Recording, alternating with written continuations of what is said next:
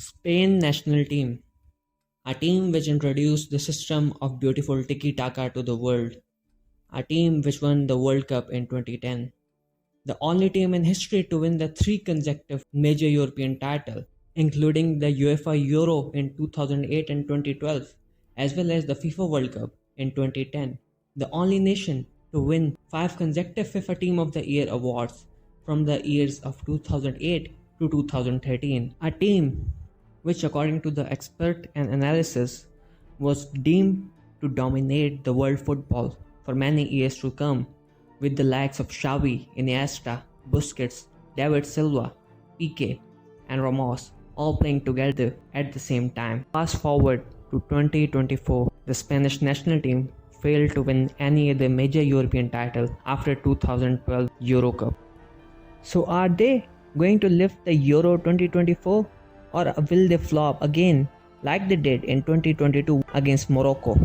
Stay tuned to learn why Spain are the underrated favorites to win the Euro 2024.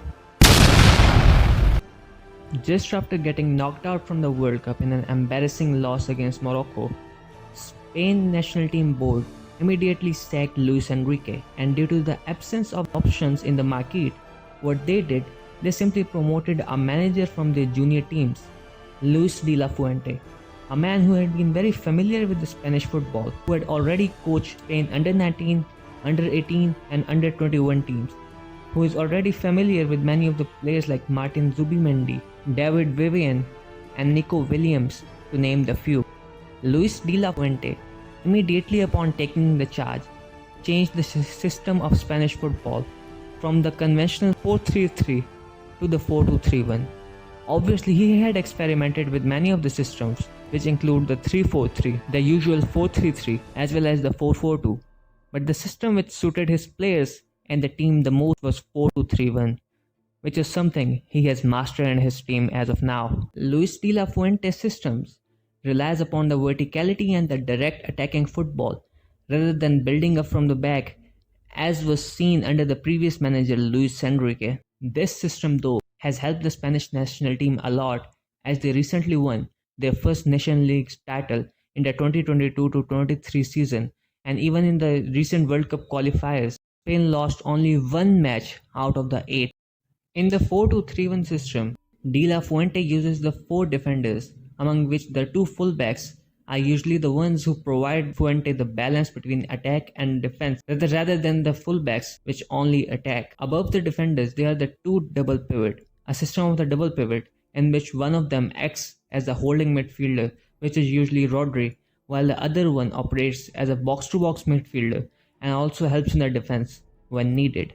Moving forward, Luis de la Fuente likes to use the direct wingers with pace to provide the width in the attack, while the major ingredient of his attack is a number 10 and the striker, a number 10 who operates right behind the striker, giving vertical passes to the attack when needed and also making runs into the box when needed.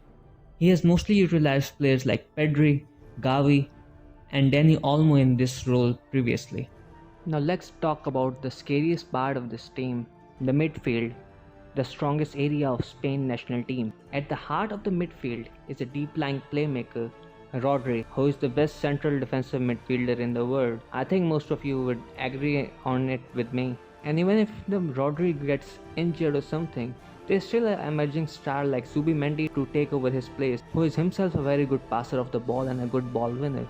So they have an incredible depth at this spot.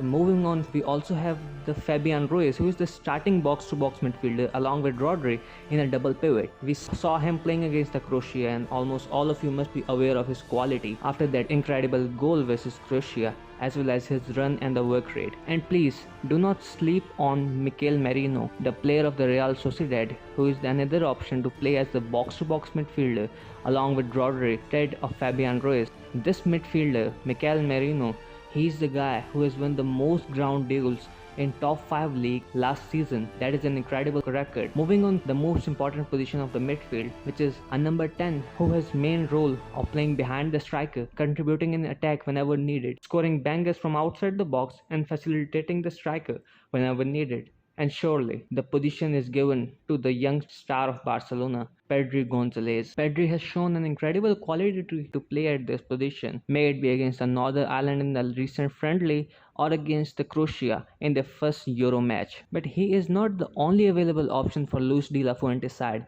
as Dani Olmo has also featured over this place, and he is a very good, reliable option as well. And other than Olmo, there is also the Barcelona's rising star, Fermin Lopez, a midfielder who is both a goal scoring machine as well as a very good ball winner, having an incredible defensive as well as attacking work rate, whose shooting is something to be scared of. Real Madrid fans must be aware of it. This shows the quality and the flexibility of Spain's squad in midfield, a team which is capable of playing the different roles and system and which is able to tolerate many injuries. What a midfield it is. Now the next thing to be aware of this team is the attack, which many people are simply underestimating due to the lack of star power. People needs to realize it is still one of the most complete attacks in all of the Euro teams. Look at the wingers. They have Lamine Yamal as well as Nico Williams on both sides, as we saw against the Croatia and the matches before. Two typical one-on-one specialist wingers with a lot of pace and a very good decision making. Lamine Yamal in particularly the Barcelona's wonderkid,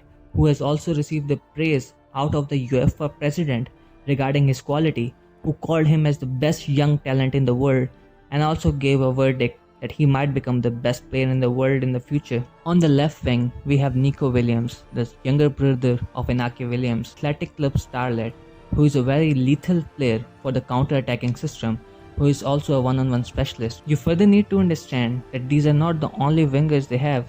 They still have the flexibility of playing Dani Olmo on the left wing. There is Ferran Torres playing on the right wing, who plays shit for his club but is a star for his national team. Ayozo Perez, Oyarzabal have also played at these positions and they also contribute a lot. Finally, there is a center forward position, a position where Spain have a lot of players. The starting player is definitely Alvaro Morata, a lethal counter-attacking player as well as a very good target man. On the bench, you are also having the option of Real Madrid's Joselu, who might be the reason they qualified for the UCL final. Joselu's header can save the Spain at any moment of the time. And even if they want to play with the false nine system, they still have the players like Oyarzabal as well as the Ferran Torres who can contribute whenever needed. So this summarizes the point that they have one of the most complete attacks in football. With all of these players having the young legs, none of the star power also allows them to provide much intensity and the work rate, which is the next point. Now we know that the strongest part of the Spain side is not actually the star power, not the individuality, but rather a collective team system. A team having the majority of the young players that allow them to play with a lot of intensity and the work rate, as we saw against the Croatia, who were just baffled by the press of the Spanish national team in the first 15 to 20 minutes. And this combination of the young players as well as the player in the prime gives Spain an advantage of this incredible press, which can disrupt the rhythm as well as the momentum of any other team which is standing against the Spain. And finally, we have to talk about the defense, which is I feel like most underrated part of this team. People think the defense is shit. Well, that is actually a very far-fetched statement, because as a goalkeeper they have Unai Simon, who is pretty decent. Their centre-back pairing against Croatia was Lee Normand, who is obviously a guaranteed starter for De La Fuente, while pairing him was Nacho. But in the upcoming matches, we might even see Aymeric Laporte or the David Vivian playing as a centre-back, which are actually the good centre-backs having a lot of ball-playing abilities, which is actually needed in the Spain's national team.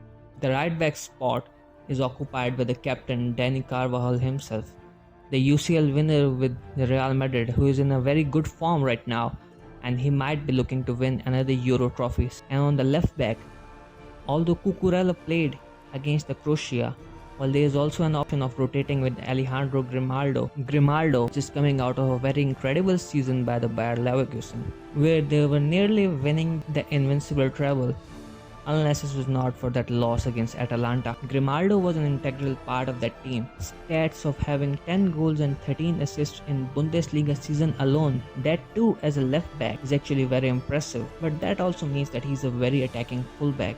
De La Fuente might opt for the Cucurella in the upcoming matches as well, because this Chelsea starlet provides a very good balance between the attack as well as defense, and he actually made a goal-saving tackle against the Croatia. This summarizes the entirety of the Spanish national team, a team which is more functional than sparkling, a team which is based upon a collective identity rather than a few superstar individuals, a team which has a great potential to win the Euros 2024. Well, this was all regarding the video of how Spain are the underrated favorites to win the Euro 2024. But what do you guys think? How far do you think will Spain go in this Euro 2024 competition? Comment down below, and if you like the video, please subscribe to our channel. Thank you.